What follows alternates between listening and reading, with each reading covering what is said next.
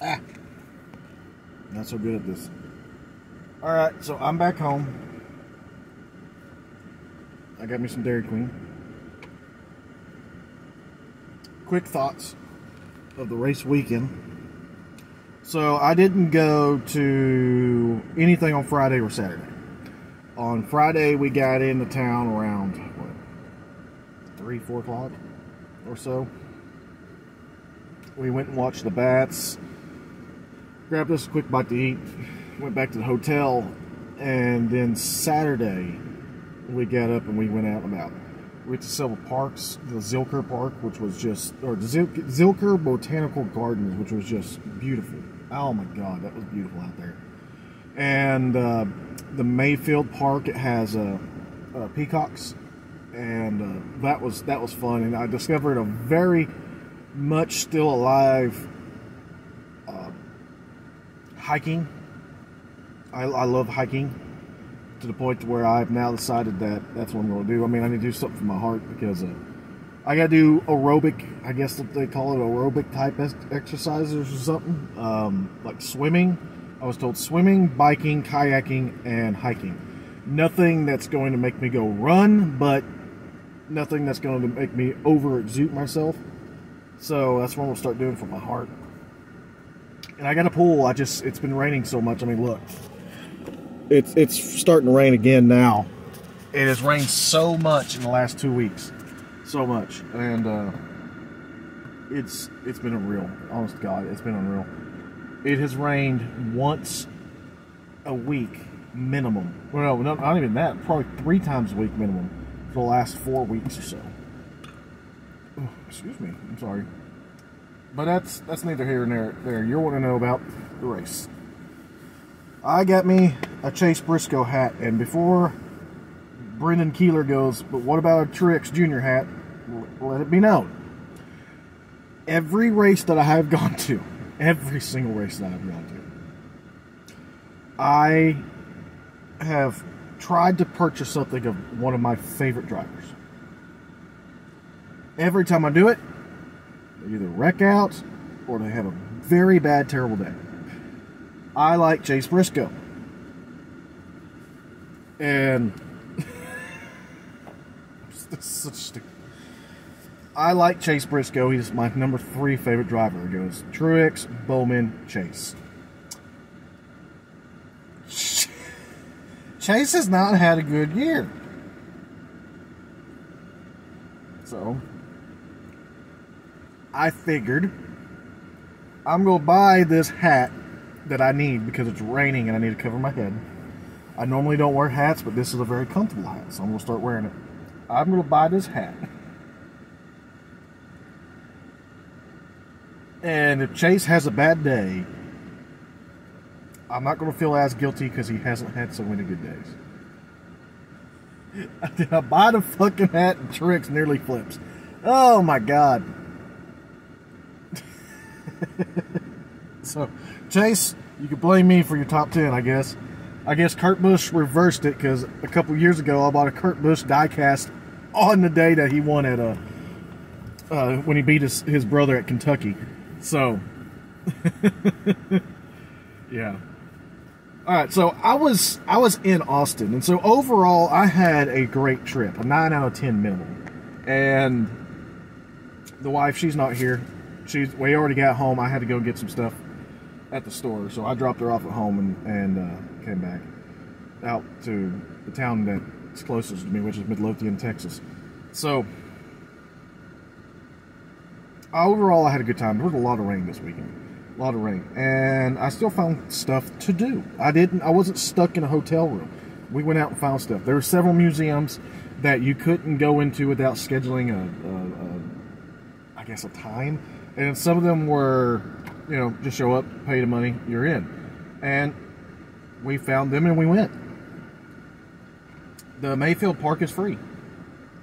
We had fun. We were there for about an hour. The Zilker Park, we were there for about 2.5. And it was gorgeous out there. Oh my, it was gorgeous. And we left there, went home. or went home, went to the hotel, and then Sunday we got up and went to the race. Getting to the track was not bad. We get there very early. There was almost no traffic. There's almost no traffic. Walking around the race, I kept getting this feeling of emptiness. There was a JGR, Kyle Busch, Hendrick plus Junior Motorsports, Chase Elliott, and a Chevy team, which had Daniel Suarez and CGR haulers. I believe that's 5. Chase, Kyle, JGR, Hendrick, Chevy. At the main entrance. So the main entrance isn't where the main grandstands are, or what they call the main grandstands are. The main grandstands, if you walk in, you look to your right, that's the turns, I believe, 19 and 20 that are going to be closest to where you're at. And you got to walk all the way across, about 1.5 miles, it's felt like, to get to the main grandstands, which is where SHR and Penske had their things. I walked. My wife has a walking counting app. She had it in her pocket. She walked everywhere with me. At the end of the day, we were at 12,000 steps. That's how many steps we took that day at the track. It was insane. This track is huge. 3.4 miles or something like that. It is huge. Huge. Because of that, there's obviously some issues there. They do have to spread out the stuff, so I understand that. But I know it's COVID, and thankfully I've been told it was mostly because of COVID that the emptiness feeling, because there was a pit boss area, Echo Park area, Ford area, Toyota area, and hell, I didn't even see a Chevy one. And in, I believe, a U.S. Army tent. There was one place you can rent scanners, which wasn't even where the main entrance was at.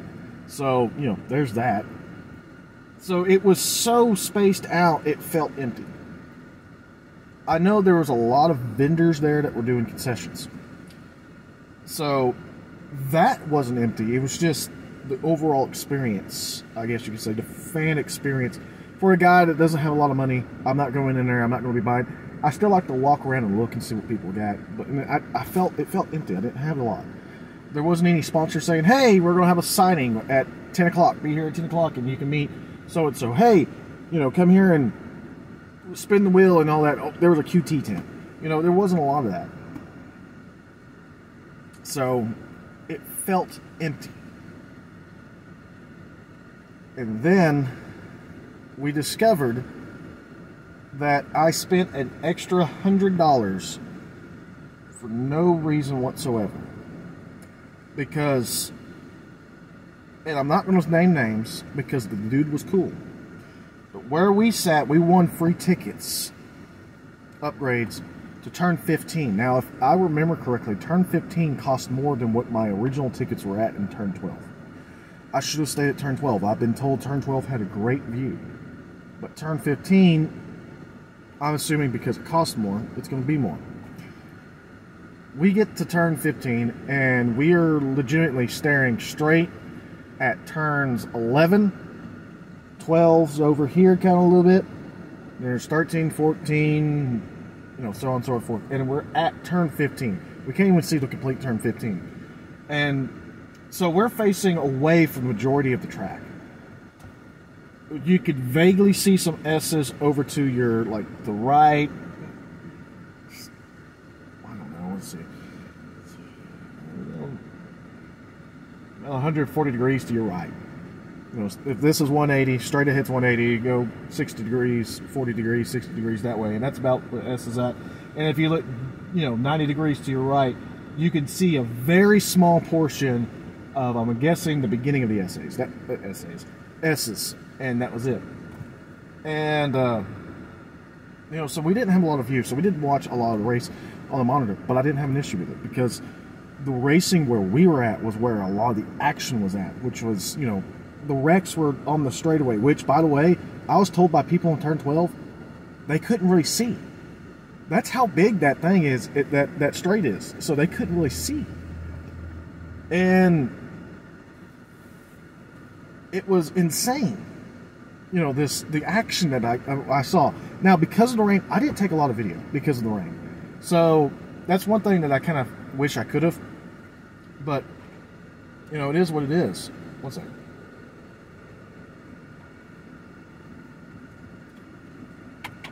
DQ review. There was a lot of rain. And towards the end there, when I watched Chase pass Kyle, and when I saw that happen, and legitimately a lap later, they're saying Chase, Kyle, because there's Larson, and Larson passed them too. Chase, Kyle, and Kyle cannot make it to the end. And Alex Bowman is in the lead, and I'm amazed that Alex Bowman is out there still. And he's got to come to pit road because he's definitely not going to make it. So he goes to pit road. Let's see. Chase passed Kyle, and then about 2 laps later was almost just all over Alex. Alex jumps to pit road, and then about a lap or 2 later, they're on the radio telling everybody, you know, because we could listen to MRN, and MRN saying they're 2 laps short of going to the finish. Joey Logano might make it, but the guy that everyone knows can make it is Ross Chastain, who, by the way, drove like a fucking bat out of hell in a great way. I've had issues with his driving before, but this was a good bat out of hell. And he was going to win this race. Then they come on and say that Kyle's going to go to pit road because Kyle Busch is going to go to pit road because he knows he can't make it to the end, and he thinks if he can short pit, he might have the better chance of catching Chase. It has been pouring at this point for at least 2 laps. He goes to pit road. I think he came out 10th. I think he ended up staying 10th. I think it was like a lap and a half, 2 laps later. They ended up throwing a caution because Kurt Busch just about took him out, but, you know, everything happened with Kurt, and then another guy spun. I couldn't tell who. And then they're yellow flagging and then they're red flagging. But at that point, everybody knew the race was over. Almost everybody left. So them calling the race didn't make, I mean, it made sense to me, but they could have called it sooner. So I see where a lot of people are like, well, they're just waiting for Chase to take the lead. Yeah, but they could have called it a lap or 2 even when Chase took the lead. You know, I feel like they were trying to finish the race, so that's fine. Now, back to the story about how I spent an extra $100 when I didn't have to. COTA offers what they call a general admission ticket. A general admission ticket, okay? And we'll look dead straight at the camera. A general admission ticket is basically pay a ticket, you can walk around, but you probably won't have a seat. They told me on the phone, I called them twice, they told me on the phone, you cannot bring in any seats outside. Nothing with legs. They told me that I could bring the little cushion chair that goes on a bench. That was it. That's what I was told. And I couldn't tell you how many people I counted walking around with folding chairs. So either they didn't enforce it or they flat out lied to me. Regardless, it pissed me off. That was $100 that I spent, that I could have spent at the track still on whatever that I spent getting a guaranteed seat because my wife has a bad hip. And then we get to our seats and the stairs are buckling on our weight. Not just my 300-pound fat ass, but my wife's 150-pound ass, and a fucking kid that's like 70 pounds, if that, who's maybe 12 or 13, who's walking, and I watch it buckle, and I'm talking about an inch.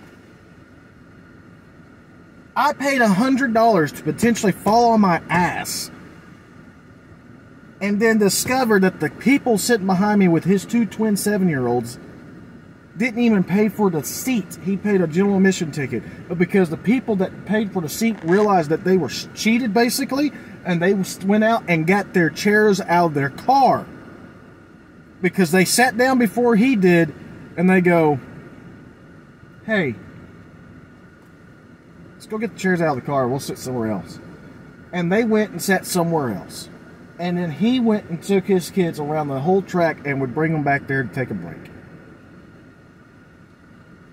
So, the racing made up for it. It's a 6 out of 10 race for me experience. But everything else just, I don't know. There's some stuff that COTA needs to learn, that NASCAR needs to learn. But overall, I'd give this weekend a 6 out of 10, maybe even a 7 out of 10 race weekend for me. So, that said, I think this DQ review is over. So, I'm heading on home. Y'all have a good day.